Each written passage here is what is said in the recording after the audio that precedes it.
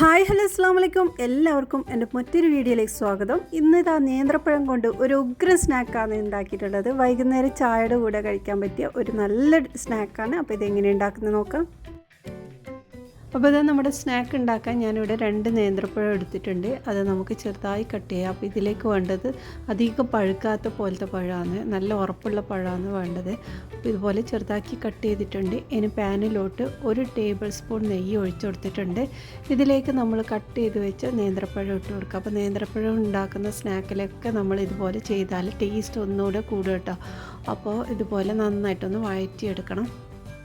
ഇത് light brown colour ആവുന്നത് വരെ വഴറ്റിയെടുക്കേണ്ടതാണ്. പിന്നെ ഇതാ ഞാനിതിലേക്ക് കുറച്ച് ഏലക്കപ്പൊടി ചേർത്തിട്ടുണ്ട്. ഏലക്കയും പഞ്ചസാരയും ഇട്ട് പൊടിച്ചെടുത്തതാണ്. അതൊരു ടീസ്പൂൺ ഇട്ടിട്ടുണ്ട്. പിന്നെ ഇതാ പഞ്ചസാര 2 ടീസ്പൂൺ ഇട്ടിട്ടുണ്ട്. ഇനി ഇതെല്ലാം കൂടി നന്നായിട്ടൊന്ന് ഇളക്കിയെടുക്കുക. അപ്പോൾ ഇതാ ഈ ഒരു കളറായിട്ടുണ്ട്. ഇത്രയും ആയാൽ മതി. ഇനി ഫ്ലെയിം ഓഫാക്കാം. നേന്ത്രപ്പഴം എടുത്തിട്ടുണ്ടെങ്കിൽ അവിടെ മുട്ടയും ഉണ്ടാവും. അതാ മുട്ടയും എടുത്തിട്ടുണ്ട്. അപ്പോൾ ഇവിടെ 3 മുട്ടയാണ് എടുത്തത്. ഈ 2 സാധനം എപ്പോഴും ഒന്നിച്ചേ ഉണ്ടാവും. ഏതൊരു സ്നാക്കിലും നേന്ത്രപ്പഴം ഉണ്ടെങ്കിൽ അവിടെ മുട്ടയും ഉണ്ടാവും. അപ്പോൾ ഇതുപോലത്തെ ഒരുപാട് സ്നാക്ക് ഞാൻ ഉണ്ടാക്കിയിട്ടുണ്ട് കേട്ടോ. അപ്പോൾ ഇവിടെ 3 മുട്ട എടുത്തിട്ട് നമുക്ക് നന്നായിട്ടൊന്ന് ബീറ്റ് ചെയ്യാം. അപ്പോൾ ഇതാ പഞ്ചസാരയും കൂടി ചേർത്തിട്ടാണ് ഞാനൊന്ന് അടിച്ചെടുക്കുന്നത്. അപ്പോൾ നമ്മളെ പഴത്തിന് അത്ര വലിയ മധുരം ഇല്ലാത്തതുകൊണ്ട് ഇതിലേക്കും 2 ടേബിൾ സ്പൂൺ പഞ്ചസാര ഇട്ടിട്ടുണ്ട്.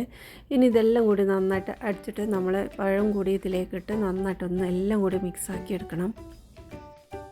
ഈ ഒരു സ്നാക്ക് ഉണ്ടാക്കുമ്പോൾ നമ്മൾ ഓവർ പഴം എടുത്താൽ അത്ര ടേസ്റ്റ് ഉണ്ടാവില്ല. അപ്പോൾ ഇളം പഴുപ്പുള്ള ഒരു പഴമാണ് നമുക്കിതിലേക്ക് വേണ്ടത്.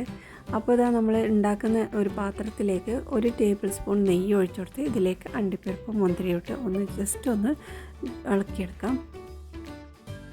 അപ്പോൾ ഇത് റെഡി ആയിട്ടുണ്ട്. ഇനി മാറ്റി വെക്കുക. ഇനി ഇതേ പാനിലോട്ട് കുറച്ചും കൂടെ നെയ്യ് ഒഴിച്ച് നമ്മൾ പഴത്തിൻ്റെ കൂട്ട് ഇതിലേക്ക് ഒഴിച്ചു കൊടുക്കാം. ഇനി ഇതൊന്ന് ലെവലാക്കി എടുത്തിട്ട് നമുക്കിത് വേവിച്ചെടുക്കാം.